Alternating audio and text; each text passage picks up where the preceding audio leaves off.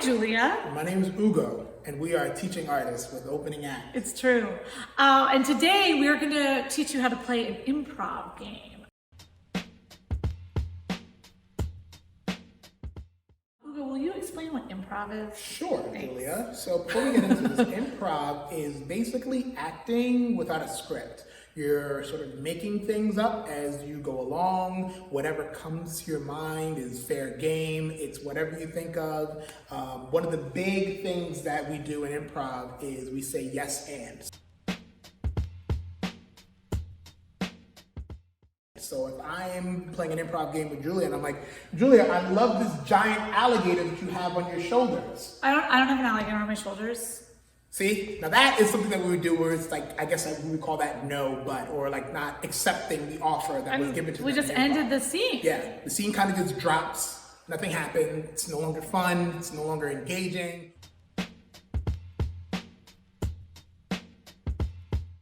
What we want to do is rewind. Julia, I love this giant alligator on your shoulder. Do you? I just got it yesterday. Her name is Bethesda. Oh. I really love her, and she lives on my shoulders all the time. Oh my goodness, that's great. So you even shower with them? Oh, I always shower with Bethesda, but yeah. Well, because she gets dirty too, and like I just don't like to be separated from her. Have you ever had a comfort alligator? I wish I had one. I have like a lot of comfort squirrels. Oh, comfort squirrels. Yeah. And do you keep them on your shoulders, or what happens? They stay on my shoulders, but you know, Sure. it's hard to keep them on my shoulders. They run around. Squirrely. Yeah, exactly. Yeah. Sure. Cool. So there we were, we just yes-anded each other. We yes-anded the circumstances of what we were saying, that we had comfort exotic animals, and we just kept going. Now, one thing that happens when you're doing improv, or at least to me, I get really nervous, and I will start pre-planning in my head things to say that I think will be funny, and as soon as I start doing that, I stop listening to my partner. Yeah. And that's like the death of acting and creativity. You want to always be listening to your partner and responding and engaging and Yeah. being there with them. So when you start pre-planning in your head, you've sort of left the room. So we're going to teach you a game that helps you get out of your head. You just think on your feet using whatever is given to you.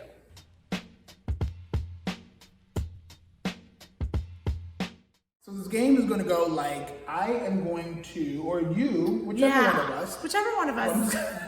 Julia is going to I'm going to tell a story. And I'm just going to throw random words at Julia whenever I want to. And Julia is going to have to incorporate those words into the story that she's telling.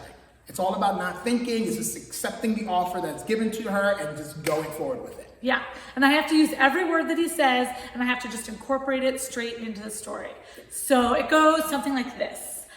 Once upon a time, there was a horse that lived on a farm. Yoga mat. And they loved to do yoga. And every day they took their yoga mat out to the farm and they practiced all their different LeBron yoga. James. But one day LeBron James came to the farm and he was like, you know what? I'm not really that into yoga. Rhinoceros. But I was thinking I could teach you about rhinoceros basketball. It's where you play basketballs where Projector it's one screen. human, one rhinoceros, and you project it onto a giant projector screen so everybody can Governor watch. Andrew Cuomo. Now, Andrew Cuomo hated this idea, and he decided that it actually wasn't good for social distancing. Alligator because nails. when you play, you get alligator nails in the face, and alligator nails not 6 feet apart. So Cuomo was pretty upset Stained about glass that. windows. But then they discovered if we put some stained glass windows on the court, we could play rhinoceros basketball, and we could still sort of see each Mansion. other.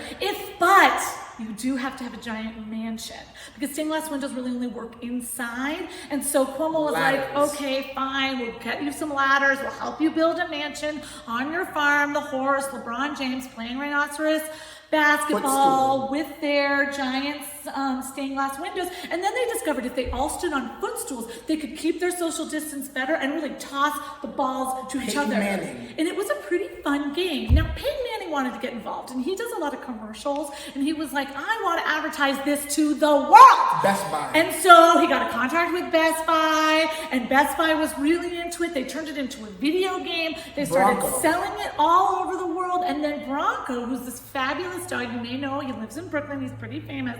He was like, I want to be the spokesperson, or spokesdog, as it will. William and the game Shakespeare. really took off, and people started doing all different versions of it. They did a version of it in Shakespeare language. language. They did a version of it as a full rap spoken word thing. It was a pretty Bronx, New amazing York. time. And they all ended up moving into a giant house in Bronx, New York, where they played the game forever. There it is. There it is. Good job. Thanks. So I didn't think at all. I just kept talking and listening to Ugo, and whatever he said, I just found a way to work it into my story. Yes, and if you're someone who is offering words, make sure that you give the person who's telling the story enough time to at least make sure they get some of the story out. You don't want to just give them random words at a rapid pace. You don't want to say apple, banana, gorilla, jeans, shoes, sneakers. You want to give them enough time to sort of incorporate those words into the story that they're telling.